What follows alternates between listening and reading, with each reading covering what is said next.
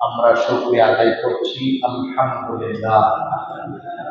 দরুদ পাঠ করছি সে নবীর প্রতি, যে নবীর মাধ্যমে আমরা পৃথিবীতে সুন্দর একটি জীবন বিধান পেলাম। অন্ধকার মানুষগুলো আলোর দিশা ফিরে পেল, পথহারা মানুষগুলো পথের দিশা ফিরে পেল। সে নবীর প্রতি আমরা করছি সাল্লাল্লাহু আলাইহি ওয়াসাল্লাম। আল্লাহর মাগফিরাত কামনা করছি। পৃথিবীর যে সমস্ত ভাইরা চলে গেলেন ওপারে সুন্দর খবর, আল্লাহ তাআলা ইমানদার অবস্থায় যারা মৃত্যুবরণ করলেন, আল্লাহ তাআলা তাদের সকলকে জান্নাতের সর্বোচ্চ মাকাম দান করুন। সকলে বলে আমিন। সম্মানিত মুসলিম কারাম, আজকের আলোচনার বিষয়টি হচ্ছে ইতিকাফ। ইতিকাফ একটি বছরের নির্দিষ্ট সময় আমরা সাধারণত করে থাকি, যদিও অন্য সময় ইতিকাফ করা যায়, কিন্তু ইতিকাফ এটা আমাদের দেশে রমজানের শেষ দশকের সাথে এটা সম্পৃক্ত। আমরা এই জায়গাটাকে মনে করি ইতিকাফ করার উপযুক্ত সময়। এই দৃষ্টিকোণ থেকে আমরা শেষ দশকে আজকে থেকে 2 দিন পরেই আমরা প্রবেশ করতে যাচ্ছি। আর যেই শেষ দশকে রয়েছে সবে কদর, সুবহানাল্লাহ, এটা নিশ্চিত শেষ দশকে সবে কদর রয়েছে। তো এই দৃষ্টিকোণ থেকে ইতিকাফ একটি যুগোপযোগী এবং সময়ের প্রেক্ষিতে একটি আলোচনার বিষয়। যদিও ইতিকাফ একটি গুরুত্বপূর্ণ বিষয়, কিন্তু বাংলাদেশের মানুষ ইতিকাফের সাথে ওইভাবে পরিচিত নয়। ইতিকাফের সাথে বসার সাথে ইতিকাফ করার সাথে ওইভাবে পরিচিত নয়। এজন্য আমরা ঘুরে ফিরে আলোচনাটা প্রতি বছর করা লাগে, যার কারণে ধারাবাহিক আলোচনা, যে আলোচনা চলছিল তারই সাথে আরেকটি আলোচনা যোগ করে আমাদেরকে করতে হচ্ছে। যে আলোচনাটি গত বছর করেছে, বছর করা লাগছে, সে আলোচনার নাম হচ্ছে ইতিকাফ। শব্দটি আকাফ এর অর্থ মূল ধাতু থেকে এসেছে, আইন কাফা। এর অর্থ হচ্ছে নিষেধ করা, আবদ্ধ করা, আবদ্ধ করা, নিজেকে গুটিয়ে ফেলা, নির্দিষ্ট একটি জায়গায় বসা, নির্দিষ্ট সময়ের জন্য কোথাও অবস্থান করা, চলাফেরাকে থামিয়ে দেওয়া, থেমে যাওয়া। এইভাবে প্রায় 27টি অর্থ আমরা পেয়ে থাকি ইতিকাফের। ইতিকাফের আবিধানিক অর্থ কোনো জিনিসকে আঁকড়ে ধরা, কোনো জিনিসকে আঁকড়ে ধরা। কি ধরা? আঁকড়ে ধরা।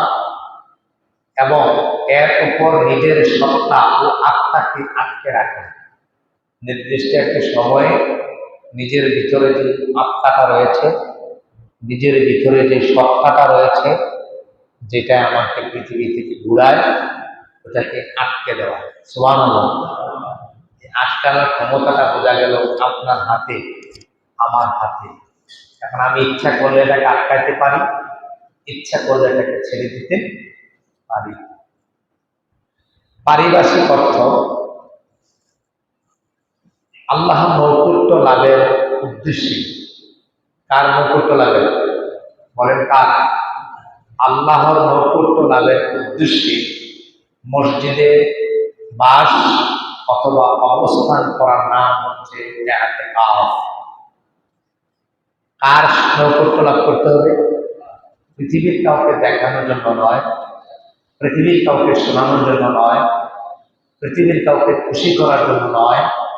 ইতিকাফ হবে একমাত্র, শুধুমাত্র, কেবলমাত্র আল্লাহকে খুশি করার জন্য, আল্লাহ তাআলাকে রাজি করার জন্য মসজিদে বাস অথবা অবস্থান করাকে কি বলে? ইতিকাফ। অন্য একটি সংজ্ঞা এসেছে রোজা কর্তৃক, রোজা অবস্থায়। কি অবস্থায়?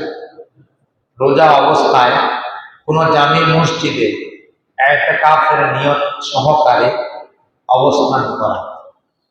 অন্য একটা সংজ্ঞা এসেছে কোন জামি মসজিদে ইতিকাফের নিয়ত সহকারে অবস্থান করা, দুনিয়াবি কাজের ব্যস্ততা থেকে নিজেকে ফারেক করা, দুনিয়ার যত কাজ আছে কাজ থেকে নিজেকে ফারেক করা এবং আত্মাকে আল্লাহর প্রতি নিবেদন করাকে ইতিকাফ বলে। তাহলে আত্মাকে কার দিকে নিবেদন করতে হবে? আর দুনিয়ার সব কাজ থেকে কি করতে হবে? ফারেক করতে হবে।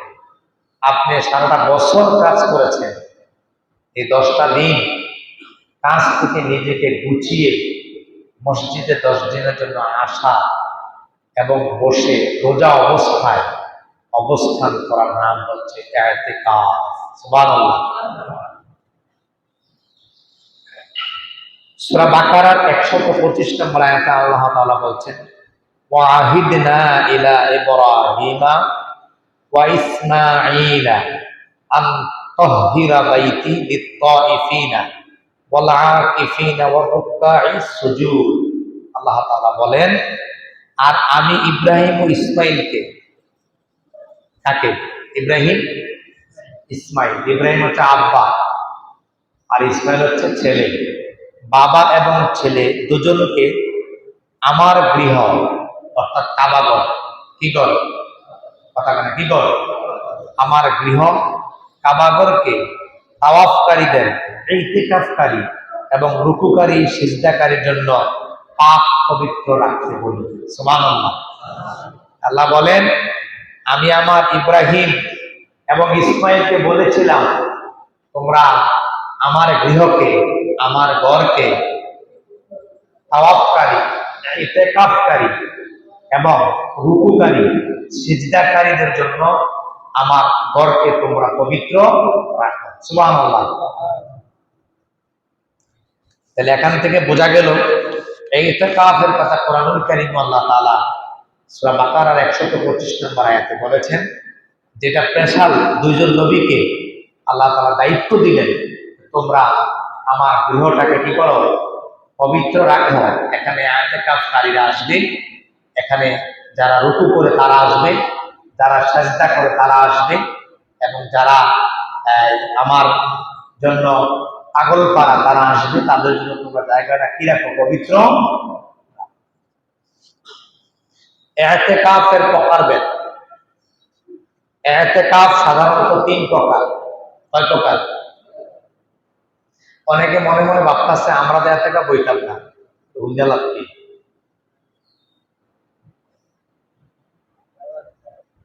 লাভ আছে? একজনের জীবন তো সারা জীবনে বইলেন না, তার লাভ টাকা বই খবরে গিয়ে। এই জন্য ভিতরে ভিতরে অফ্রিদা কয় লাভ আছে, ভিতরে ভিতরে একটা নিয়ত হলো ইতিকাফ তো আমি করতাম না, শূন্য লাভ থাকে। এই জন্য আওয়াজে বোঝা যায়, আমরা কিন্তু আওয়াজে বুঝি। ইতিকাফ কয় প্রকার? বলেন কয় প্রকার? 1 নম্বর হচ্ছে ওয়াজিব। 1 নম্বর হচ্ছে কি? করাই লাগবে, বাধ্যতামূলক। 2 নম্বর হচ্ছে সুন্নতে মুআক্কাদা, সুন্নতে। 3 নম্বর হচ্ছে মুস্তাহাব। এবার আসুন ওয়াজিব। ওয়াজিব হচ্ছে আপনি মান্যত করেছেন যে আমার যদি এই এই জিনিসগুলো হয়, অথবা আমি নিয়ত করলাম এবছর একদিন ইতিকাফ করব মসজিদে, এটা ওয়াজিব। সুবহানাল্লাহ। আল্লাহর নবীর সাহাবী ওমর ফারুক রাদিয়াল্লাহু তাআলা জাহিলি যুগে নিয়ত করেছিলেন, যদি আমার এই কাজগুলো হয় তাহলে আমি আল্লাহর ঘর মসজিদে একদিন ইতিকাফ করব। সুবহানাল্লাহ। কালেমা গ্রহণ করলেন, মুসলমান হলেন। আল্লাহ নবীকে বললেন, ও নবী আমার, আমি জাহিলি যুগে জাহেল চার অবস্থায় নিয়ত করেছিলাম, আমার যদি এই কাজগুলো হয় তাইলে আমি ইতিকাফ করব। নবীজি বললেন, তুমি তোমার মান্যতটাকে পূর্ণ করো, তুমি মসজিদে ইতিকাফ আদায় করে নাও। সুবহানাল্লাহ। তাহলে বোঝা গেল জাহিলি অবস্থায় যে নিয়তটা করেছিল সেই নিয়তটা কালেমা গ্রহণ করার পর আদায় করা লাগছে। এর মানে হচ্ছে মান্যত বড় মারাত্মক জিনিস, নিয়াত করা বড় মারাত্মক জিনিস। যদি আপনি একবার মান্যত করে ফেলেন তাহলে ইচ্ছাই হোক অনিচ্ছাই হোক আদায় করাই লাগবে। এটা হলো ওয়াজিব। এটা কি? এখন এরকম মান্যত থাকে না অনেকে। যদি বাংলাদেশের মানুষ এই ধরনের মান্যত করে না, তারা খুব সালাক, তারা খুব কি কথা বলে কি, তারা খুব সালাক। এই নিয়ত করে না মসজিদে, এই নিয়তটা পুরো হইলে আমি যে মসজিদে একাই থাইকা না, বরঞ্চ নিয়ত করে আমার যদি এই কাজটা হয় অমুক বাবার এটা দিয়ালাম, তো মসজিদে থাইকা না, বরঞ্চ উত্তম একটা মান্যত ছিল আপনি মসজিদে ইতিকাফ। সুবহানাল্লাহ। এখন অনেক বড় বড় ওলামায়ে কেরাম এইভাবে মান্যত করে, আল্লাহ আপনি যদি আমার এই কাজটা করে দেন, আমার যদি এই কাজটা হয়, তাইলে আমি একদিন অথবা 2 দিন, 1 রাত অথবা 2 রাত তোমার মসজিদে ইতিকাফ করবো। সুবহানাল্লাহ। এটা হচ্ছে উত্তম মান্যত। এটা হচ্ছে উত্তম কি মান্যত। এটা নারীরাও করবে যে যদি আমার এই কাজটা হয়, তাহলে আমি একটা রুমের ভিতর 1 দিন 1 রাত ইতিকাফ করবো, আমি একটা ঘরের মধ্যে বসে ইবাদত করব। এই ধরনের নিয়ত তারাও করতে পারে।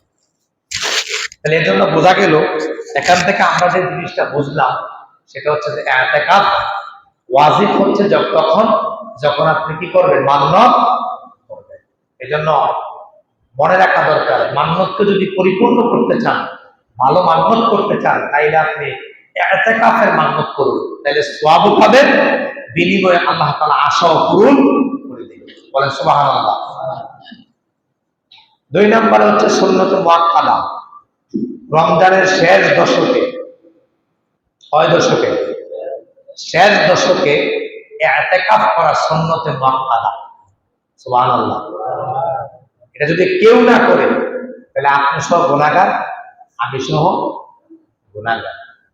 এজন্য সুন্নতে মুআক্কাদার গুরুত্ব অনেক বেশি, অনেক বেশি। এই রমজানের শেষ দশকে ইতিকাফ করা সুন্নতে মুআক্কাদা, মুস্তাহাব। যে কোনো সময়, যে কোনো দিন, যে কোনো সময়, যে কোনো দিন মসজিদে ইতিকাফের নিয়তে অবস্থান করাকে বলে মুস্তাহাব। সুবহানাল্লাহ বলেন না? আবার কোন সুবহানাল্লাহ। এজন্য বছরের বিভিন্ন সময় শরীরটা আজকে ভালো লাগে না, মনটা ভালো না, ঘরের মধ্যে ঝগড়া হয়েছে, কোনো একটা কারণ ঝামেলা হয়েছে, আপনি নিয়ত করে ফেলেন আমি আজকে রাতবেলা মসজিদে কাটাবো। চলে আসেন মসজিদে, রাত্রে ওযু করেন, শেষ সাথে উঠেন, একটু নামাজ পড়েন, মনের সব আশা পূরণ করে দিতে পারেন কে? আবার পারেন কে? কেউ যেটা শোনে না সেটা শোনেন কে? কেউ যেটা করে না সেটা করেন কে? কেউ যেটা জানে না সেটা জানেন কে? তাহলে আল্লাহর কাছে বলবেন। এজন্য এইভাবে ইতিকাফ করবেন। যে কোনো সময় মনটা ভালো না, মনটা কেমন জানি, ঋণের যন্ত্রণা বাঁচেন না, কোনো সমস্যা করে গেছেন, মসজিদে চলে আসেন, রাত্রটা ইতিকাফ করেন, দেখবেন আল্লাহ তাআলা মনটাকে ফুরফুরে করে দিবেন। সুবহানাল্লাহ। এইভাবে করবেন, আমলের ঝুলিটাকে ভারী করে, এটা হালকা হয়ে গেছে, অনেক অনেক হালকা হয়ে গেছে। ইতিকাফের শর্ত হচ্ছে জামি মসজিদ হওয়া। তবে কেউ কেউ বলছেন পাঞ্জেগানা মসজিদ ইতিকাফ আদায় হবে, তবে জুমার জন্য সে বের হয়ে আবার জুমার নামাজ পড়তে আসা লাগবে। নামাজ শেষ করে রাস্তার ঘাটে কোনো কথাবার্তা না বলে আবার সে ওই জায়গায় চলে যাবে। কেউ যদি পাঞ্জেগানা মসজিদে ইতিকাফ করতে চায় তাহলে তিনি করতে পারবেন, তবে উত্তম এবং আফজাল আহসান হচ্ছে আপনি জামে মসজিদে ইতিকাফ করা, কারণ জামে মসজিদে নামাজের সওয়াব বেশি, ইতিকাফের সওয়াব। বলে সুবহানাল্লাহ। জামে মসজিদে কোনো মানুষ যদি নামাজ পড়ে, তার সওয়াব 25 থেকে 27 গুণ পর্যন্ত বৃদ্ধি করে দেন। এও আসতে বললেন, আবার বলেন। কেউ যদি পাঞ্জেগানা মসজিদে 1 রাকাত নামাজ আদায় করে, 1 রাকাতেই সওয়াব হবে। হাদিস শরীফ প্রমাণ করে, যেখানে জামে মসজিদ, যেখানে জামায়াত হয়, জুমা হয়, এই মসজিদে যদি কেউ 1 রাকাত নামাজ আদায় করে, একটা বর্ণনা এসেছে 25, আর একটা বর্ণনা এসেছে 27 রাকাত নামাজ আদায় করলে এই সওয়াব আপনার আমল নামায় সেই সওয়াব দিয়ে দেওয়া হবে। খুশি না রাজা? এই জন্য জামে মসজিদ কেন্দ্রিক নামাজ পড়ার চেষ্টা করা হচ্ছে উত্তম ভালো কাজ। ইতিকাফকারী মুসলমান হওয়া এবং রোজা থাকা, এটা শর্ত। ইতিকাফ যখন করবে, 1 নাম্বার হচ্ছে তাকে মুসলমান হতে হবে, 2 নাম্বার হচ্ছে তাকে রোজা থাকা অবস্থায় ইতিকাফ করা লাগবে। 3 নম্বরে জ্ঞান সম্পন্ন হওয়া, পাগল না হওয়া। এখন একজন পাগল, তার আইনা দৈরা সবাই বসাই দিচ্ছে না, তাকে দিয়ে ইতিকাফ আদায় হবে না। ইতিকাফ করার জন্য জ্ঞান সম্পন্ন হওয়া এবং বালেগ হওয়া, নাবালেগ নয়, বালেগ হওয়া, মুসলমান হওয়া, রোজা রাখা, এই শর্তগুলো মেনে তাকে ইতিকাফে বসতে হবে। যে কারণে ইতিকাফ গুলো ভেঙে যায়, সহবাস করা স্ত্রীর সাথে যদি কোনো কারণে মসজিদে স্ত্রী চলে আসতো, এই অবস্থায় যদি তার কাম পাপ হয়ে যায়, এক্ষেত্রে ভেঙে যাবে। এবং যদি স্ত্রীর প্রতি ধাবিত হয়, একটা মানসিক প্রস্তুতি নেয়, এতে করে যদি এমন কোনো কাজ হয়ে যায় যার কারণে গোসল ফরজ, এক্ষেত্রে যা ভেঙে যাবে এবং পাশাপাশি ইতিকাফ ভেঙে যাবে। বেহুশ বা পাগল হওয়া, যদি কোনো কারণে ইতিকাফকারী বেহুশ হয়ে যায়, তাহলে ওই অবস্থা তার ইতিকাফ ছুটে যাবে। এবং পাগল হয়ে গেলে ওই অবস্থায় তার ইতিকাফ ছুটে যাবে। এর মানে হচ্ছে রমজানের শেষ দশকে সুন্নতে মুআক্কাদা আদায় হবে না, তবে ইতিকাফ এমনি মুস্তাহাব সওয়াব আপনারা পাবেন। মুরতাদ হলে, এখন মসজিদে ইতিকাফ করতে আসছে, কিন্তু এমন কিছু কথাবার্তা বলা শুরু করছে, কথার মাঝখানে তার ঈমান শেষ। কথার মাঝখানে কি কথা বোঝায়, কথার মাঝখানে লোকটা মুরতাদ হয়ে গেছে। কি হয়ে গেছে? এত ইতিকাফ করে কি হইব করে দেখছি, তাহলে তিরস্কার করা হয়েছে। শোনেন, আপনার ভাইবেন না মুরতাদ হওয়ার জন্য আলাদা কোনো ধর্ম? হ্যাঁ, কিছু বলছেন না? এখন এই বিষয়গুলো করা, অন্যের দোষ নিয়ে আমি লিপ্ত থাকা, এগুলো না করা। আমি আমার এনে চিন্তা করি, আমি আমার এনে ভাবি। আমি কার এনে ভাবি? কথা কয় না, আমি কার এনে ভাবি? আমার এনে ভাবি। একজনে বসলে কষ্ট করে কার দোষ নিয়ে না ভাইবা, তার পার্সোনাল পরামর্শ দিয়ে পারলে সংশোধন করা, ইমাম সাহেবের মাধ্যমে কথা বলানো, সেটা করা। তার দোষ নিয়ে পর্যালোচনা করে আপনার গুনাহ জুরিটাকে ভারী করা, এটা মোটেও গ্রহণযোগ্য কাজ না, এটা ভালো মানুষের কাজ নয়। এই জন্য খেয়াল করতে হবে, বিষয়গুলো যেন আমরা না করি। উজর ব্যতীত মসজিদ থেকে বের না হওয়া, উজর ব্যতীত মসজিদ থেকে বের না হওয়া। এবার আসুন, আপনি যে কাজগুলো কিছু করতে পারবেন, যেমন আপনার বাড়িতে খাবার দেওয়ার মতো কেউ নাই, খাবারটা সাপ্লাই করার মতো কেউ নাই, এখন আপনি কি করবেন? আপনার জন্য মাসআলা হচ্ছে, আপনি বাড়ি থেকে যাইয়া কোনো কথাবার্তা না বলে খাবারটা আনতে পারবেন। ফুকাহাগণ একমত। আপনি অনেক বড় ব্যবসায়ী, এখন আপনার ব্যবসায়ের কিছু কাজ আছে যেগুলো আপনি ফোনে ডিল না করলে এটা ডিল হচ্ছে না। এখন আপনি একা বসে গেছেন, যদি একান্তই না করলে নয়, এমন টুকটাক কথাবার্তা ডিল করার কাজটা আপনি করতে পারবেন। তবে না করা থেকে নিজেকে বিরত রাখতে হবে। একান্তই বড় ধরনের সমস্যা, আপনি কিছু কথা বলা লাগতেই পারে। এ হচ্ছে বিষয়, এই বিষয়গুলো খেয়াল করতে হবে। ইতিকাফের উদ্দেশ্য হলো সৃষ্টির সাথে সম্পর্ককে ছিন্ন করা, সৃষ্টির সাথে সম্পর্ককে ছিন্ন করা এবং স্রষ্টার সাথে সম্পর্ককে জোড়া লাগানো। সুবহানাল্লাহ। কার সাথে সম্পর্ক সেট করা? সৃষ্টির সাথে। পৃথিবীর যত সৃষ্টি আছে সব সৃষ্টির সাথে সম্পর্কটাকে ছেদ করে সরাসরি আল্লাহর হয়ে যাওয়া, এটা হবে আপনার উদ্দেশ্য। মানুষ হিসাবে ভুল ত্রুটি করতে নয়, আল্লাহ আমাদের ভুল ত্রুটিকে মাফ করুন। সকলে বলুন আমিন। আল্লাহর সাথে পরিচয় যত বেশি হবে, সম্পর্ক ভালোবাসা তত গভীর হবে। আপনাদের সাথে আমার পরিচয় যত গভীর হচ্ছে, তত ভালোবাসা দিন দিন বৃদ্ধি পাচ্ছে। আর যখন গভীর না হয়, বাসা বাসা সম্পর্ক, এখন আপনি আমার সঙ্গে কিছু জানেন না, আপনি মন্তব্য করতেছেন। আমি আপনার সম্পর্কে কিছু জানি না, আমি আপনার মন্তব্য করতেছি। আমরা প্রায় সময় দেখি কিছু মানুষ এসে আপনাদের এলাকারই অনেক বিষয় আমাদের কাছে মন্তব্য করে, তখন আমাদের কাছে খুব খারাপ লাগে। আমরা অনেক সময় বলি, ভাই এই কথা বলে আমাদের কাছে না বললেই নয়, এগুলো বলবেন না, এগুলো বলা থেকে নিজেকে বিরত রাখবেন।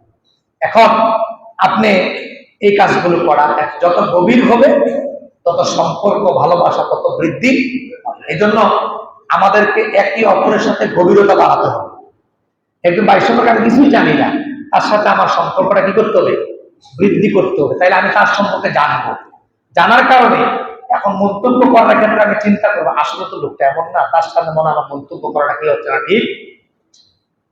এখন মনে করেন আমার সঙ্গে একজন মন্তব্য করছেন, জানেন না কিছু, এখন এর জন্য আপনাকে গভীর হতে হবে। সম্পর্ক যদি গভীর হয়, সম্পর্ক যদি কাছে আসেন তাইলে আপনি আমার সম্পর্কে মন্তব্য করার ক্ষেত্রে একটু চিন্তা করবেন, আসলে তো প্রদীপ সাহেব হুজুর এমন না, তার সাথে মনে মন্তব্য করাটা কি হচ্ছে না, ঠিক হচ্ছে না। এখন আমি একটা আলোচনা করলাম যে দোষটা আপনার মধ্যে আছে, আসলে আমি আপনাকে ভালো করে চিনিও না, কিন্তু আপনি মনে মনে ভাবলেন যে আসলে হুজুর দেখে আমার দেখে রেখেছে, কথা বোঝেন নাই, আমার দেখে এগুলো বলছে, কিন্তু আসলে আমি আপনার সম্পর্কে কিছুই জানি না। আমি এলাকার কোনো মহিলাকে চিনি না, পুরুষদেরকে ভাষা ভাষা চিনি, কারোর সম্পর্কে আমি কিছু জানি না, এবং আমি জানার আদৌ পর্যন্ত আল্লাহ আল্লাহ আল্লাহ আমি আদৌ পর্যন্ত জানার চেষ্টাও করি। কেন? প্রয়োজন। বরঞ্চ আমাকে অনেক সময় অনেক কিছু বলে যে আপনি ওই বিষয়টা, এইগুলো আমার দরকার নেই, আমার রিলেটেড না, এটা আমার কি না রিলেটেড বিষয় না। আমি আপনাদের মেহমান, আপনি আপনাদের এলাকায় সপ্তাহে একদিন আসি, আমাকে যত ভালো খাওয়াবেন আমি খেয়ে যাব, যত ভালো খাবার দিবেন আমি একবেলা খেয়ে যাব, আমি ধরে নেব এটা আপনার সবচাইতে পুত পবিত্র হালাল ইনকাম থেকে আপনি আমাকে খাওয়াচ্ছেন, কারণ আমি আপনার মেহমান, আমি আপনার কি, আমি এর বেশি জানার আর প্রয়োজন মনে করি না। যদি জানতে যাই তাহলে এটা গোয়েন্দাগিরি হয়ে যাবে, এতে করে আমার খাওয়াও হবে না, চলাও হবে না, এবং এলাকার সাথে একটা দ্বন্দ্ব হয়ে যাবে, সংঘাত হয়ে যাবে। এই জন্য একজন আরেকজনের প্রতি আসুন আমরা গভীরভাবে জানার চেষ্টা করি। আল্লাহ মাফ করুন, সকলে বলুন আমিন। পৃথিবীতে চলতে পারবেন না যদি খুব বেশি বাছাবাছি করতে যান, কিন্তু আমাদের মেম্বরের দাবি কথাগুলি বলা, এখন যার কারণে আমাদেরকে অনেক কিছু বলতে হচ্ছে। এখন এই বলে আমি বেঁচে গেছি, এটা দেখা মিথ্যা কথা, আমি বাঁচতে পারি না, কারণ আমি তো আপনার এলাকার সবচাইতে ভালো মানুষ, তার সাথে চলতে হয়, সবচাইতে খারাপ মানুষ তার সাথেও চলতে। সুতরাং আমি বেঁচে গেছি এই কথা বলা যাবে না, তবে বাঁচার চেষ্টা করুন, বাঁচার চেষ্টা করুন, বাঁচার চেষ্টা করুন। এই জন্য আমি একটা কথা সবসময় বলি, খেয়াল করুন, কি বলি? অন্যকে নিয়ে নয়, নিজেকে নিয়ে ভাবুন, অন্যকে নিয়ে নয়, নিজেকে নিয়ে ভাবুন। আমি মসজিদের এতেকাফে আসলাম না, কিন্তু অন্যকে নিয়ে আমার গা জ্বালা, এটা কখনো ভালো দিক হতে পারে? এটা আপনার বিরুদ্ধে কষ্ট করেন, আমি গেলাম না, আমি গায়রে হাজির, আরেকজন হাজির, আমি উড়ে নিয়ে আমি কল্পনা করছি না, এটা করা যাবে না, নিজেকে বিরত রাখতে হবে। আল্লাহ মাফ করুন, সকলে বলুন আমিন। এতেকাফের নিয়ম বেশি বেশি নামাজ পড়া, বেশি বেশি কি করা, আবার কি করা। এখন বলে আমি তো যাইতাম না, একটু এলাম কিনা লাভ আছে, আপনি তো আসবেন, 1 ঘন্টার জন্য আসবেন, 2 ঘন্টার জন্য আসবেন, আসবেন না, আপনি মাঝে মধ্যে মসজিদে একটু বসবেন, এতে বসতে না কি, একদিন রাত্রে 1 ঘন্টা দেরি করে যাবেন, দিনের বেলা জোর নামাজটা পড়ে 1 ঘন্টা দেরি করবেন, এতে কাছে নিয়ে তো বসবেন, একটু নামাজ বাড়াইয়া করবেন, একটু এই যেহেতু শেষ দশকে বেশি ফজিলত, রাত্রেবেলা একটু দেরি করে যাবেন, একটু নফল করবেন, একটু আরেকটু কোরআন তেলাওয়াত করে একটু দেরি করে যাবেন, আর এটা আমরা ইনশাআল্লাহ বলেন ইনশাআল্লাহ। সবাই একেবারে বসবেন, এটা আমিও জানি, এটা আমিও জানি, কিন্তু ওই যে আপনি একটু দেরি করে গেলেন, এসা নামাজ পড়ছেন তো একটু বসেন না, একটু বসে। আমি দেখেছি অনেক মানুষ সবে বরাতের দিন দেখছি অনেকে নামাজ পড়ে চলে গেছে, কিন্তু আমি অনেককে দেখেছি আলহামদুলিল্লাহ অনেক রাত পর্যন্ত ছিল, কারণ আমি এখানে স্টে করার কারণে পরের দিন আমার সিলেট মাহফিল ছিল, আমি এখানে স্টে করেছি রাত্রিবেলায়, দেখছি অনেক মানুষ অনেক রাতে গেছে, এটা তার ভালো দিক, কিন্তু আপনারা তাকে নিয়ে মন্তব্য করতেছে, এটা তো তার ভালো দিক, আল্লাহ তো হতে পারে তার এই কারণে তার আল্লাহ মাফ করে দিব, সুবহানাল্লাহ বলতেন না? আপনি গেছেন গা, কিন্তু সে বৈশা গেছে, আসা নামাজ পড়া আরো 5 রাকাত নামাজ, 2 রাকাত নামাজ, 4 রাকাত নামাজ পড়ছে, কইরা আল্লাহর কাছে কান্নাকাটি করছে, কইরাতে বাড়িতে গেছে, হইতে পারে না আল্লাহ তার মাফ করে দিছে? এমনি আপনি কি তা করবেন, আল্লাহ আমার মাফ করে দিলেন? আল্লাহ যদি এই এলাকার সবচেয়ে খারাপ মানুষের মাফ করে দেয়, আপনার কি করার আছে?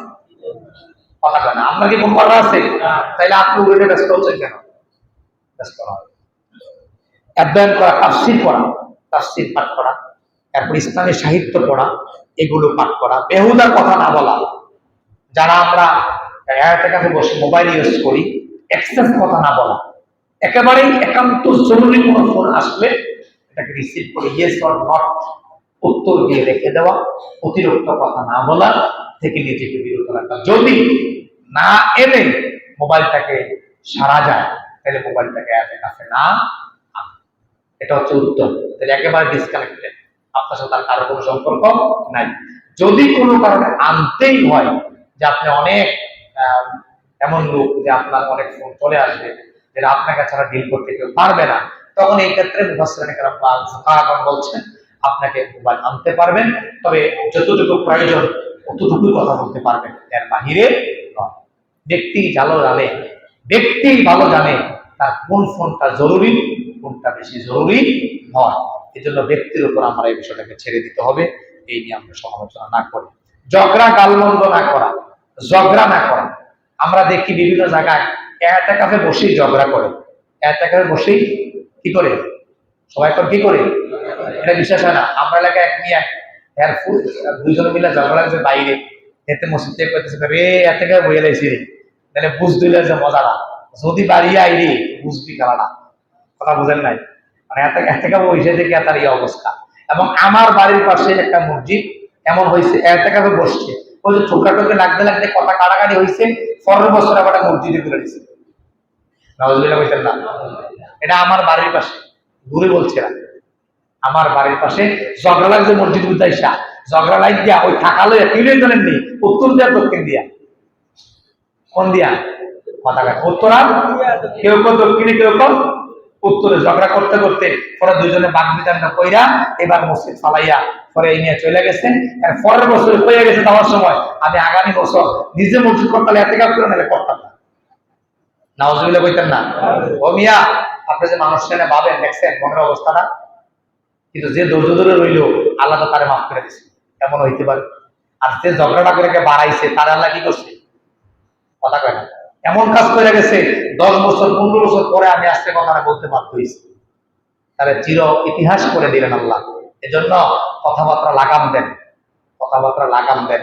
যদি আপনি আমার এনে মন্তব্য করেন, আমি এতেকাফে বসছি বাজারে বসিয়া, আর পেছন থেকে একজনে কইতারি এবার কেমন ভালা, এবার এতেকাফে না বই আরেকবার হলে মন্তব্য করে, আচ্ছা উত্তরটা কেমন হলো বলতো দেখি, কথা না উত্তরটা ভালোই বলি, এবার আর কি আজ জীবনে সমালোচনা কারো করবো, এজন্য সাবধান।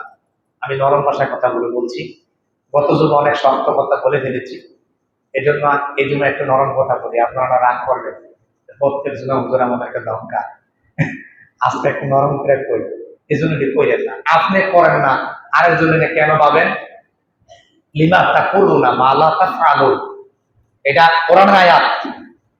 আল্লাহ বলছেন তুমি যা করো না অন্যকে তা বলো না, তুমি যা করো না, বলেন সবাই বলেন, তুমি যা করো না অন্যকে তা বলো না, লিমা তাকুলুনা বলেন মা লা তাফআলুন, তুমি যা করো না অন্যকে তা বলো না, যদি করো আল্লাহর কাছে অপছন্দ। আল্লাহ ওয়াজ, আল্লাহ লাগবো না ওয়াজ লাগবো, বুঝছেন, এটুকু বুঝছেন, তাহলে সমালোচনা কি করা, অন্যরা ভাববেন না, সাবধান। মসজিদের নির্দিষ্ট অংশ ব্যবহার করা, পুরো মসজিদ ব্যবহার না করা, আপনি এক জায়গায় বইছেন, আপনি এই জায়গায় না, একটা নির্দিষ্ট অংশ, যেটা আমরা করে থাকি, এই মসজিদে এলে সমস্যা হয় না, আমরা একটা নির্দিষ্ট জায়গাতে ব্যবহার করার ব্যবস্থা করে দিই। এ হচ্ছে ইতিকাফের আমরা কিছু মাসআলা বললাম, এই মাসআলাগুলো মনে রেখে ইতিকাফের সিদ্ধান্ত নিতে হবে। আমরা আসুন এবার কিছু ফজিলত শুনে আমরা সামনের দিকে অগ্রসর হব ইনশাআল্লাহ। বলেন ইনশাআল্লাহ। আল্লাহর নবী বলেন, আয়েশা সিদ্দিকা রাদিয়াল্লাহু তাআলা আনহা থেকে বর্ণিত, আবু হুরায়রা রাদিয়াল্লাহু তাআলা আনহু থেকে বর্ণিত, আবু হুরায়রা রাদিয়াল্লাহু তাআলা আনহু থেকে বর্ণিত, তিনি বলেন আল্লাহর নবী সাল্লাল্লাহু আলাইহি ওয়াসাল্লাম প্রত্যেক রমজানের শেষ দশকে ইতিকাফ করতেন। সুবহানাল্লাহ। যে বছর তিনি ইন্তেকাল করেন, দুনিয়া ছেড়ে চলে গেলেন, ওই বছর আল্লাহর নবী সাল্লাল্লাহু আলাইহি ওয়াসাল্লাম 20 দিন ইতিকাফ করেছেন। তাহলে বলেন দেখি আপনার নবী 20 দিন পর্যন্ত ইতিকাফ করেছেন, প্রমাণ পাওয়া গেল। এতে কি আমরা খুশি না বেজার? তাইলে আমলটার গুরুত্ব কম না বেশি? আল্লাহর নবী একটা বর্ণনা এসেছে 30 দিন পর্যন্ত ইতিকাফ করেছেন। কেন 30 দিন ইতিকাফ করলেন? যে বছর রোজা ফরজ হলো, রোজা ফরজ হওয়ার পরে তিনি মসজিদে বসলেন। 10 দিন চলে গেল, জিবরাইল আসলেন, জিবরাইল এসে বলে, নবী আমার ইতিকাফ করেছেন, কদর কি পেয়েছেন? না, কদর পাই নাই। তো তাইলে সামনে আছেন, সামনে অগ্রসর হন। সুবহানাল্লাহ। নবী 10 দিনে ইতিকাফ শেষ হয়ে গেল। জিবরাইল এসে বললেন, নবী আমার, আপনি যে 10 দিনে ইতিকাফ করলেন, যেহেতু আপনি কদর পান নাই, তাইলে আপনি ক্ষান্ত থাকবেন না, সামনের 10 দিনে ইতিকাফ করেন, তাইলে পেয়ে যাবেন। সুবহানাল্লাহ। নবীজি পরের 10 দিনে ইতিকাফ করলেন। 10 দিন শেষ হয়ে গেল, জিবরাইল চলে আসলেন। জিবরাইল জিজ্ঞাসা করলেন, নবী আপনি কি ইতিকাফ যে 10 দিন পরে করলেন, এখানে কি আপনি সবে কদর পেয়েছেন? হয় না, কদর পাই নাই। যদি কদর না পেয়ে থাকে, তাইলে সামনের 10 দিন আপনি ইতিকাফ করেন। সুবহানাল্লাহ। আল্লাহ নবী এবার সাহাবীদেরকে বলে দিলেন, ও আমার সাহাবারা শোনো, আমি 20 দিন ইতিকাফ করেছি, কদর পাইলাম না। এবার আমি নিশ্চিত হয়ে গেলাম, শেষের দশকে আল্লাহ কদর রেখে দিয়েছেন। তোমরা আর দেরি করো না, তাড়াতাড়ি করে সকলে মিলে ইতিকাফের নিয়তে কদর পাওয়ার আশায় মসজিদে চলে আসো। সুবহানাল্লাহ। এর মানে নবীজি পরের 10 দিনে ইতিকাফ করলেন। এভাবে আল্লাহর নবী সাল্লাল্লাহু আলাইহি ওয়াসাল্লাম মোট 30 দিনে ইতিকাফ করেছেন, তারও দলিল পাওয়া যায়। আল্লাহর নবী সাল্লাল্লাহু আলাইহি ওয়াসাল্লাম রোজা ফরজ হওয়ার পর থেকে যে আমলটি কোনদিন ছাড়েন নাই,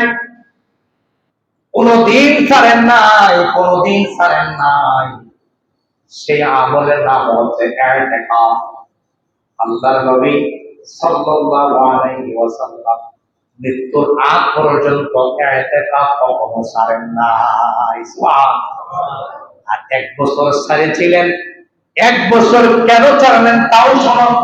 আল্লাহ নবী সাল্লাল্লাহু আলাইহি ওয়াসাল্লাম এক নাগারে যদি কোনো আমল করে ফেলে, এটা উম্মতে মুহাম্মাদের জন্য ওয়াজিব হয়ে যায়। আল্লাহ নবী আশঙ্কা করলেন, যদি এই আমলটা ওয়াজিব হয়ে যায়, তিনি মসজিদের বারান্দায় গিয়ে দেখলেন, যখন 20তম রোজা, তাই দেখলেন মসজিদের সামনে এত পরিমাণে মুসল্লি,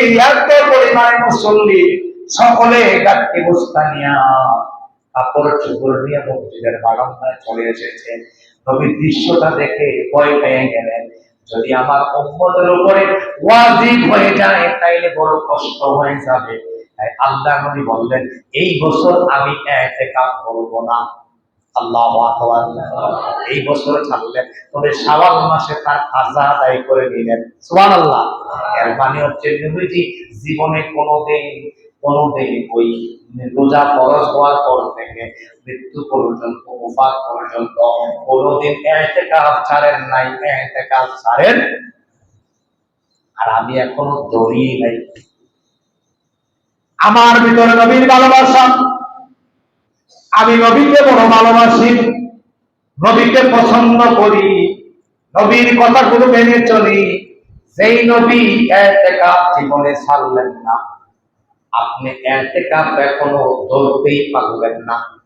আমি যদি এখন বলি আপনাদেরকে, কে কে 10 দিনে ইতিকাফ করেছেন হাত তোলেন। কয়টা হাত উঠবে বলেন তো দেখি? 4টা অথবা 5টা। আচ্ছা, 10 দিনে ইতিকাফ করছেন, এই জীবনে হাত তোলেন। তারা দেখি হাত তোলেন, কয়টা আমরা বলি? টোটাল জীবনে 10 দিনে ইতিকাফ করেছেন কয়জন? হয়তো 4-5 জন লোক পাওয়া যাবে। এর মানে বাকি আমরা অনেকেই করি নাই 10 দিনে ইতিকাফ। আমি যদি প্রশ্ন করি 3 দিনে ইতিকাফ করেছেন, কে হাত তোলেন? তাও দেখবেন পাইবেন 5 জন বা 7 জন। যদি বলেন যে আমি একদিনে ইতিকাফ করেছি, তার সংখ্যা পাবেন না। এর মানে হচ্ছে আমি এবং আপনি ইতিকাফ থেকে এত দূরে আছি, জীবনের বয়স শেষ হয়ে গেছে, এখনো ইতিকাফ করলাম না। আল্লাহর নবী সাল্লাল্লাহু আলাইহি ওয়াসাল্লামের একটি চমৎকার সুন্নাত, যেই সুন্নাতটা জীবনে একবারও পালন করলাম না, বিবেকে কি একবারও বাধা দেয় না, যে আমি জীবনে একটা বার ইতিকাফ করতে পারলাম না, আমার ইতিকাফ করা জরুরি। এই জিনিসটাকে বিবেকে সবাই আওয়াজ দিয়ে বলেন, বাধা দেওয়া দরকার ছিল নাকি ছিল না? এটা স্বীকার করেন, ছিল নাকি ছিল না? শত্রুর সাথেও তো মানুষ এত শত্রুতা করে না। শত্রু যেমন কয় তুই যেন কাইতেছি ওনাকে কাইকো দেই না রে, শত্রুর সাথে এত শত্রুতামি করে না। নবীর উম্মত, আমার জিন্দেগিতে আমি একদিনে ইতিকাফ করতে পারলাম না, এটা বড় ব্যর্থতা, এটা বড় ব্যর্থতা। কি জবাব দিব? সেটা একটা সিদ্ধান্ত নেওয়া অত্যন্ত জরুরি, অত্যন্ত জরুরি। قال النبي صلى الله عليه وسلم من اعتكف عشرا في رمضان كان كحجتين وعمرتين। আল্লাহ নবী সাল্লাল্লাহু আলাইহি ওয়াসাল্লাম বলেন, কোন মানুষ যদি রমজানের শেষ দশক ইতিকাফ করে, রমজানের শেষ দশক যদি ইতিকাফ আদায় করে, নবীজি বলেন ওই ব্যক্তির জন্য দুইটা উমরা, দুইটা হজ, দুইটা উমরা, দুইটা হজ বললে যেই সওয়াব তার সমপরিমাণ সওয়াব আমল নামায় দিয়ে দেওয়া হবে। আবার বলেন বিষয়টা খুব খামখেয়ালি মনে করবেন না। 6 লক্ষ টাকা লাগে এখন হজ করতে, 6 লক্ষ 7 লক্ষ টাকা হজ করে আসবেন, হজটা কবুল করে আপনি যাবেন না। কিন্তু খালেস নিয়তে যদি আল্লাহর ঘর মসজিদে মাত্র 10টা দিন, মাত্র 10টা দিন যদি বেঁচে যেতে পারে, আল্লাহ নবী বলেন তার আমলনামায় দুইটা উমরা, দুইটা হজের সওয়াব আল্লাহ দিয়া দিবে। আবার বলেন সওয়াব কি কম না বেশি? ইতিকাফে বসা দরকার আছে নাকি নাই? নবী করিম সাল্লাল্লাহু আলাইহি ওয়াসাল্লাম বলেন, যে ব্যক্তি ইতিকাফ করে আল্লাহ পাক তার থেকে জাহান্নামকে 3 খন্ডক পরিমাণ দূরে নিয়ে যায়। আল্লাহু আকবার। সে ব্যক্তি ইতিকাফ করবে, শেষ দশকে ইতিকাফে বসবে, আল্লাহ নবী বলেন তার সাথে জাহান্নামের ব্যবধানটা হয়ে যাবে 3 খন্ডক। সাহাবারা জিজ্ঞাসা করলেন 3 খন্ডকের দূরত্ব কতটুকু? একটা জবাবে এসেছে যার দূরত্ব হচ্ছে আসমান ও জমিনের সমান। সুবহানাল্লাহ। 1 খন্ডক পরিমাণ আসমান ও জমিনের সমান। 3 খন্ডক যদি হয় কত পরিমাণে আপনারা বিবেচনা করুন। আরেকটা বর্ণনা এসেছে 1 খন্ডক মানে 500 বছরের রাস্তা। 500 বছরের। এবার 3 খন্ডক মানে 1500 বছরের রাস্তা। আল্লাহ তাআলা এই পরিমাণ দূরে জাহান্নামকে আপনার কাছ থেকে নিয়ে যাবে। সুবহানাল্লাহ বলেন না? আবার কোন সুবহানাল্লাহ। তাহলে এত ফজিলত নবী করিম সাল্লাল্লাহু আলাইহি ওয়াসাল্লাম বলেন, কোন মানুষ যদি ইতিকাফে বসেন, শুধু ইতিকাফে বসে আছে আর কোনো ইবাদত করে নাই, চুপচাপ বসে আছে, কোনো কথাবার্তা নাই, চলছে তার ইতিকাফ, নবীজি বলেন একজন মানুষ দাঁড়াইয়া সার্বক্ষণিক নামাজ পড়লে যেই সওয়াব হবে তার আমলনামায় ওই ইতিকাফকারী আমলনামায় সমপরিমাণ সওয়াব দিয়া দিবে। আবার কোন সুবহানাল্লাহ। হুজুর ওয়াজ চাই করে ইতিকাফে বইতাম না, নিয়ত করে লাইছি, আসেন কথা কয় না। ইতিকাফ যিনি করবেন নবীজি বলেন সুনিশ্চিত সে লাইলাতুল কদর পাবেন। 1000 মাসের চাইতে উত্তম যে রাত্রটি খোদার জন্য দুনিয়ার মানুষ পেরেশান, দুনিয়ার মানুষ পেরেশান। নবীজি বলেন কোন মানুষ যদি ইতিকাফ করে মসজিদে, তাইলে ওই ব্যক্তির জন্য 1000 মাসের চাইতে উত্তম যে রাত্রটা সে পেয়ে যাবে। সুবহানাল্লাহ। 3টি ইবাদতের স্বাদ নগদ পাওয়া যায় কয়টি? শেষ করে দিচ্ছি, আবার বলেন কয়টি? 3টি ইবাদতের স্বাদ নগদ পাওয়া যায়। 1 নম্বরে হচ্ছে সিজদা। সিজদা দিয়ে যদি আল্লাহর কাছে কান্নাকাটি করতে পারেন, সিজদা দিয়ে যদি আল্লাহর কাছে মনের দুঃখ ভালোবাসা, মনের সকল কষ্টগুলো যদি বলতে পারেন, নগদ রেজাল্ট পাওয়া যায়, নগদ ফলাফল পাওয়া যায়। যেটা আমি আমার ব্যক্তি জীবনে বহুবার পেয়েছি, বহুবার পেয়েছি। 2 নম্বরে হচ্ছে ইতিকাফ। ইতিকাফ করে দেখেন, নগদ ফলাফল পাবেন। আমি আপনাদের মসজিদে গত বছর সকল কাজকে গুছিয়ে কষ্ট হয়েছিল, অনেক অন্যদেরকে নিয়ে পরীক্ষা চালাইয়া আমি ইতিকাফ করেছিলাম।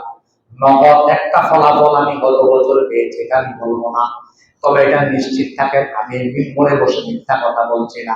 নগদ যদি কোনো ফলাফল পেতে চান, নগদ যদি কোনো ফলাফল পেতে চান, ইতিকাফ করুন, ইতিকাফ করুন, ইতিকাফ করে রাতের আধারে উঠে আল্লাহর কাছে চিৎকার করে করে বলুন, দেখবেন আল্লাহ আপনার নগদ যে জিনিসটা প্রয়োজন আল্লাহ দিয়ে দিবেন ইনশাআল্লাহ।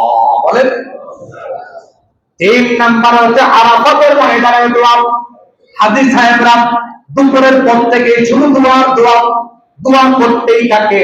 ওই দোয়া নগদ কবুল যদি ভালো টাকায় হালাল টাকায় প্রকৃত টাকায় যদি হজ করতে পারে আর আরাফাতের ময়দানে দাঁড়ায় যদি আল্লাহর কাছে চিৎকার করে করে দোয়াগুলো করতে পারেন, নগদ ফলাফল পাওয়া যায়। তার মধ্যে একটা হচ্ছে আরাফাতের ময়দান। সুবহানাল্লাহ। আবার কোন নবী করিম সাল্লাল্লাহু আলাইহি ওয়াসাল্লাম বলেন, তোমরা 5টি কাজ বেশি বেশি করবে। কয়টা কাজ? রমজান মাস পাইলে 4টি কাজ বেশি বেশি করবে। 1 নম্বরে হচ্ছে বেশি বেশি করবে লা ইলাহা ইল্লাল্লাহ। বলেন লা ইলাহা। 2 নম্বরে করবে আস্তাগফিরুল্লাহ। যখনই সমাধান করবেন আস্তাগফিরুল্লাহ বলেন। আবার বলেন। আল্লাহ নবী বলেন 3 নম্বরে তোমরা যে কাজটা করবা জান্নাত চাইবা, আল্লাহর কাছে বেশি বেশি করে জান্নাত কামনা করবা। 4 নম্বরে জাহান্নাম থেকে মুক্তি চাইবা, জাহান্নাম থেকে সব সময় আল্লাহর কাছে ফানা চাইবা, আল্লাহ আমাদের জাহান্নাম থেকে আমাদেরকে পরিত্রাণ করে। সবাই বলেন আমিন। এটা একসাথে এইভাবে পাঠ করবেন, আমি শিখিয়ে দিয়ে যাচ্ছি। বলেন লা ইলাহা ইল্লাল্লাহ, আস্তাগফিরুল্লাহ, আসআলুকাল জান্নাহ, আসআলুকাল জান্নাহ ওয়া আউযু বিকা মিনান নার, ওয়া আউযু বিকা মিনান নার। লা ইলাহা ইল্লাল্লাহ, আস্তাগফিরুল্লাহ, আসআলুকাল জান্নাহ, আসআলুকাল জান্নাহ ওয়া আউযু বিকা মিনান নার। গলা ছেড়ে দিয়ে বলুন আমিন। আল্লাহ কবুল করুন, সকলে বলুন আমিন। আল্লাহ রাব্বুল আলামিন বলেন ওয়া'বুদ রাব্বাকা হাত্তা ইয়াতিয়াকাল ইয়াকিন। ও আমার বান্দারা শোনো, মৃত্যু আসার আগ পর্যন্ত ইবাদত করতে থাকো। সুবহানাল্লাহ। এবার মৃত্যু কবে আসবে আপনি জানেননি? কথা কয় না, জানেননি? এর মানে হচ্ছে ইবাদত বন্ধ করা যাবে না যতদিন না আপনার মৃত্যু আসবে। মৃত্যু আসার আগ পর্যন্ত ইবাদত করতেই থাকো, বন্দেগী করতেই থাকো। আল্লাহ আমাদের সকলকে কবুল করুন, সকলে বলুন আমিন। তাইলে আমরা সিদ্ধান্ত নেই এবছর অন্তত একটা রাত্র ইবাদত করব, ইতিকাফে বসবো। এই সিদ্ধান্তটা কঠিন, আমরা এটা করি সিদ্ধান্ত যে হুজুর আমি তো বেশি পারবো না, অন্তত একটা রাত হলো আমি মসজিদে কাটাবো।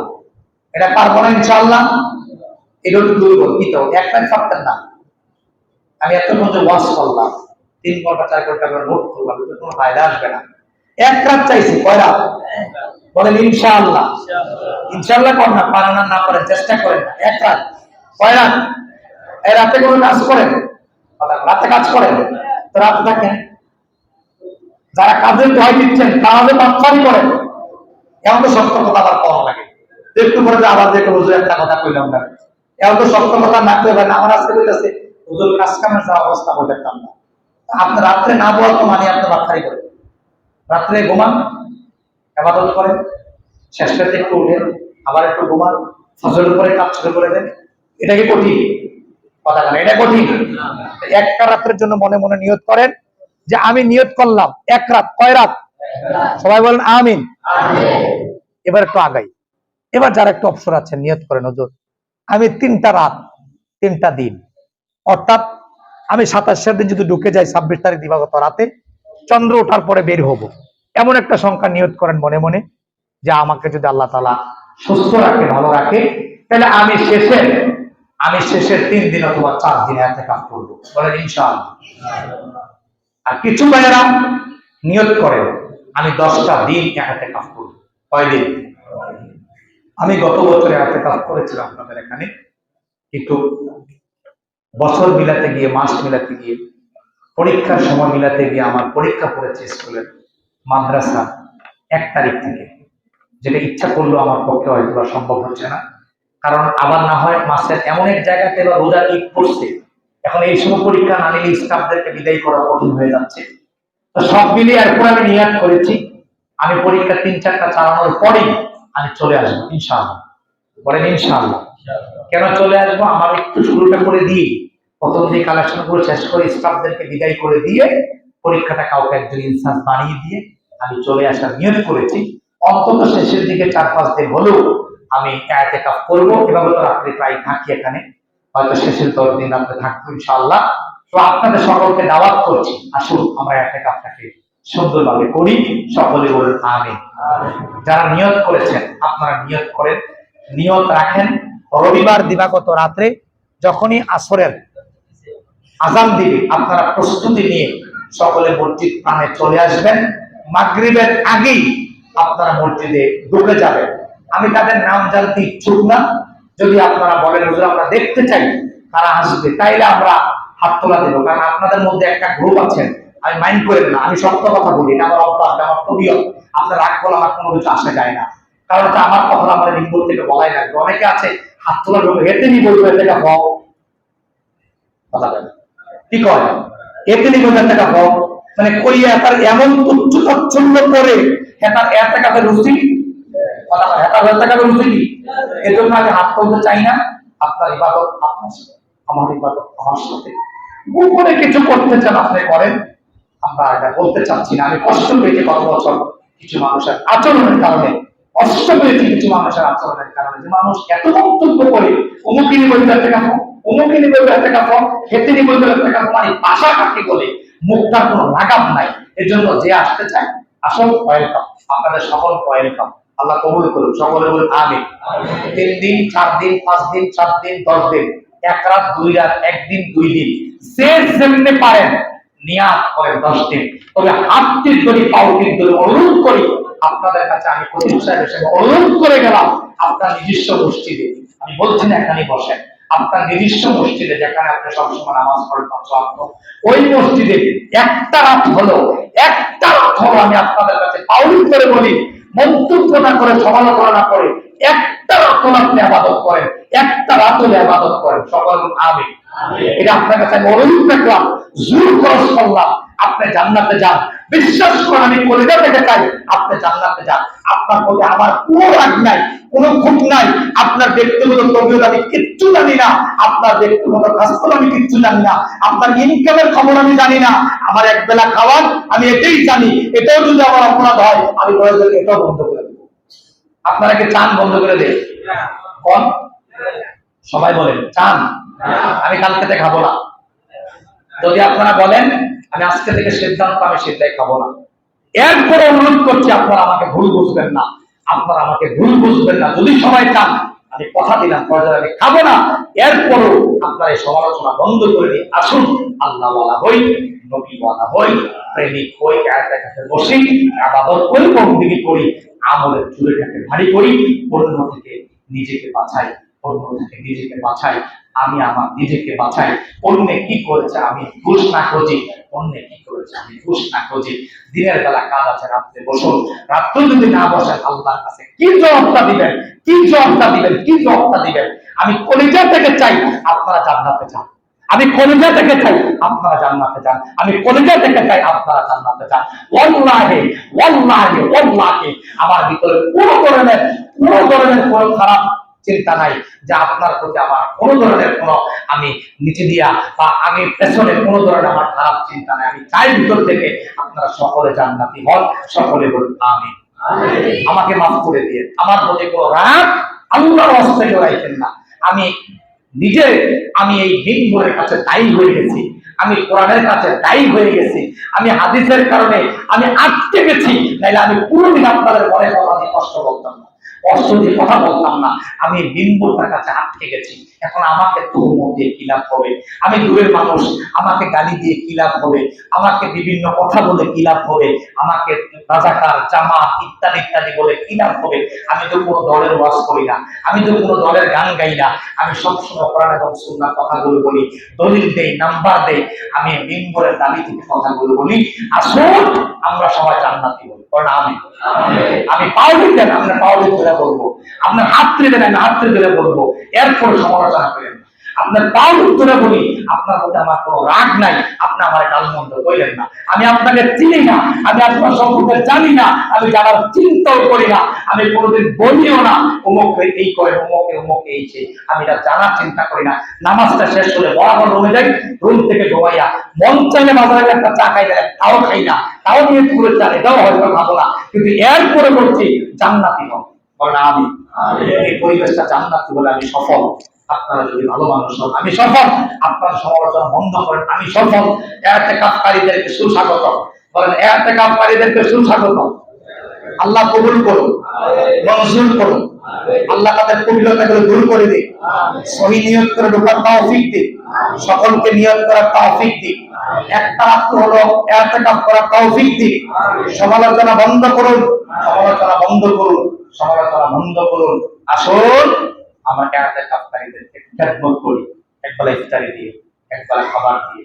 এরা আমার কেউ বলছে না, আমি কোনো ইন্সপায়ার হয়ে কোনো কথা বলি না, আমি নিজ থেকে কথা বলি, আমার নিজ থেকে কথা বলে না, আমার তবিয়ত আমি কারোর সেখানে কথা বলি। তো এই জন্য একটা ইফতারি, 1 কেজি ফল, 1 কেজি মালটা কিছু কিনে ওদেরকে দেন, ওরা খাবে, পাহাড় আছে, ওনার মাধ্যমে ওদেরকে একটু সেবা করেন। আমাকে প্রয়োজন নাই, আমি ম্যাক্সিমাম দিন বাহির ইফতারি করি, আমার প্রতিদিনই মাহফিল থাকে, কোরআন ইফতার মাহফিল, আমি একটা ইফতারি বেশি একটা করি না, কিন্তু আমার অনুরোধ হচ্ছে যারা বসবেন তাদেরকে খোঁজ খবর নেন, একদিন আসেন, তাদের সাথে একটু গল্প করেন, একটু আলাপচারিতা করেন, করে হালকা কিছু একটু নাস্তা, একটু বিস্কিট, এরপরে 1 কেজি খেজুর, 1 কেজি আপেল, 1 কেজি মালটা কিছু কিনে দেন, সব দিয়ে আমল নামা ভরপুর দিবে, করে দিবেন কে?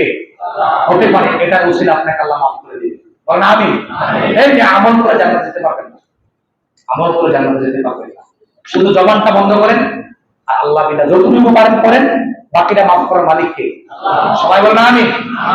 অনেক কথা বলে ফেলেছি, অনেক দেরি হয়ে গেছে, রমজান মাস 5-10 মিনিট দেরি করেছি, ক্ষমা সুন্দর দৃষ্টি কামনা করছি, আপনাদের দীর্ঘায়ু এবং সুস্বাস্থ্য কামনা করে আজকের মতো বিদায় নিচ্ছি। আবারও কথা হবে আগামী জুমায় নতুন একটি বিষয় নিয়ে, নতুন একটি আলোচনা নিয়ে। সে পর্যন্ত আপনারা ভালো থাকুন, সুস্থ থাকুন, আপনাদের দীর্ঘায়ু এবং সুস্বাস্থ্য কামনা করে, আপনাদের বংশধর যারা চলে গেছে তাদের জন্য জান্নাত কামনা করে, আপনাদের কল্যাণ কামনা করে, আপনাদের উত্তম সাজা কামনা করে আজকের আলোচনা শেষ করছি। হাযা মা ইল্লাল্লাহ আলাইহি তাওয়াক্কালতু। আসসালামু আলাইকুম ওয়া রাহমাতুল্লাহি ওয়া বারাকাতুহু। যারা সুন্নাত পড়েন তাদের কাছে আপনাদের শোনা দেন।